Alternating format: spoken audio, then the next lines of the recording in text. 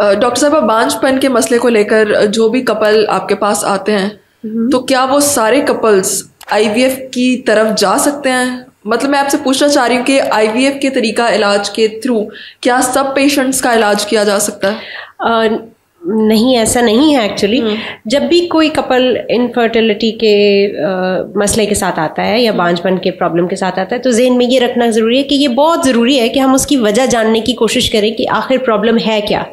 अगर हम उसकी वजह जानने की कोशिश नहीं करते तो जिस वजह से वो नेचुरली कंसीव नहीं करे उसी वजह से हो सकता है कि आईवीएफ भी उनका अनसक्सेसफुल हो जाए। इसलिए हमारे लिए ये जानना ज़रूरी है कि ये प्रॉब्लम मर्द में है या औरत में है। अगर औरत में है तो अंडों का प्रॉब्लम है या उसकी ट्यूब्स में कोई मसला है, और बाज़ औक़ात बहुत छोटा मसला होता है जैसे कि वजाइनल इन्फेक्शंस। और वजाइनल इन्फेक्शंस को ट्रीट करने के लिए 3 से 5 दिन की एंटीबायोटिक की ज़रूरत होती है जो कि कपल को इकट्ठे लेने की ज़रूरत है। सिर्फ इतनी सी एक चीज़ बाज़ औक़ात मिस हुई होती है और वो साल से मुख्तलिफ ट्रीटमेंट्स करा रहे होते हैं। सही। एक और बात मैं शायद डॉक्टर्स के लिए भी कहूँगी, और वो ये कि रिवाज ख़त्म होता जा रहा है पेशेंट्स को एग्जामिन करने का।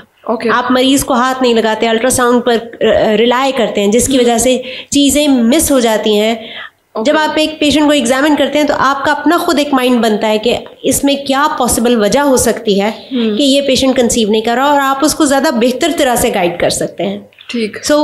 बहुत ज़रूरी है कि इसको शॉर्टकट ना समझा जाए, और हर कपल के लिए नहीं है बहरहाल आईवीएफ। इसके अलावा एक और चीज़ है, ऐसा भी हो सकता है कि एक कपल इनफर्टिलिटी की हिस्ट्री के साथ मेरे पास आए, लेकिन आईवीएफ को कैरी आउट करने के लिए हमारे लिए बहुत ज़रूरी है कि स्पर्म मौजूद हो और एग्स मौजूद हों। अगर आदमी के जरासीम मौजूद नहीं है या औरत में अंडे ख़त्म हो चुके हुए हैं, उस सूरत में हम अनफॉर्चुनेटली आईवीएफ नहीं कर सकते और उन्हें हमें मना कर देना पड़ता है। हम उनसे माजरत कर लेते हैं कि ये पॉसिबल नहीं है। ठीक है। सो ऐसा नहीं है कि क्विक फिक्स जिसमें, और हम ये बना नहीं सकते। कुदरत एक फिक्स नंबर दे के अंडों का एक औरत को पैदा करती है जिसमें से वो इस्तेमाल करती है, और वो हर रोज़ या विद ट्रीटमेंट नहीं बन सकते। तो इसलिए ये वो कपल्स होते हैं जिनको हम वापस भेज देते हैं।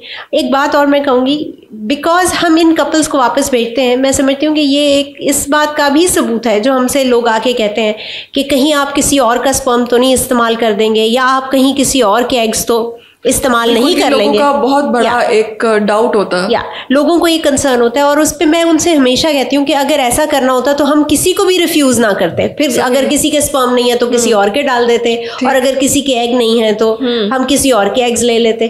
तो एक जिम्मेदारी, एक रिस्पॉन्सिबिलिटी जो है वो एक डॉक्टर की भी है, एक ट्रस्ट पेशेंट को करना पड़ता है, लेकिन इसका जवाब आखिर हमने भी आगे जाके खुदा को देना है कि व्हाट वर वी डूइंग, कि हम क्या कर रहे थे।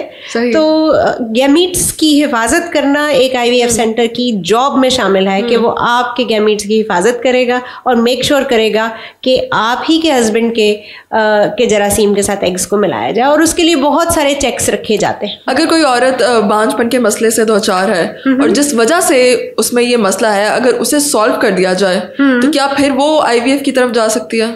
अगेन हो सकता है वो नेचुरली कंसीव कर ले मसला सॉल्व होने से, और हो सकता है कि उसको फिर भी आईवीएफ की तरफ जाना पड़े, लेकिन उसका सक्सेस रेट इंप्रूव कर जाएगा उस सूरत में।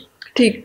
तो सक्सेस रेट को इम्प्रूव करने के लिए भी क्या कोई तरीके मौजूद हैं, कोई ट्रीटमेंट्स मौजूद हैं? सो अगेन, जैसे रेजोल्यूशन ऑफ सिम्टम्स को ज़रूरी है, वजन कम करना ज़रूरी है, विटामिन डी की कमी को पूरा करना ज़रूरी है, हेल्दी खाना ज़रूरी है। आपको मेक श्योर करने की ज़रूरत है कि you are in a good state to carry a pregnancy. So अपने आप को एक बेस्ट पॉसिबल हालत में रखें। अनफॉर्चुनेटली चूंकि एक महंगा तरीका इलाज है, बाज़ औक़ात लोगों के स्ट्रेस में इजाफा कर देता है ये सोच के कि क्या होगा अगर ये काम नहीं करेगा, इफ वी फेल। वो स्ट्रेस एडेड फैक्टर बन जाता है बाज़ औक़ात उस फेलियर के लिए। तो जो कि बहुत ज़्यादा काउंटर प्रोडक्टिव है, और कोशिश करना चाहिए कि अवॉइड किया जाए। हमारा काम है एक अपनी सी पूरी कोशिश करना, उसमें सक्सेस देना या ना देना वो अल्लाह ताला की मर्जी है। तो फिर हमारे स्ट्रेस लेने से क्या उसमें फ़ायदा होगा? ठीक, बहुत शुक्रिया।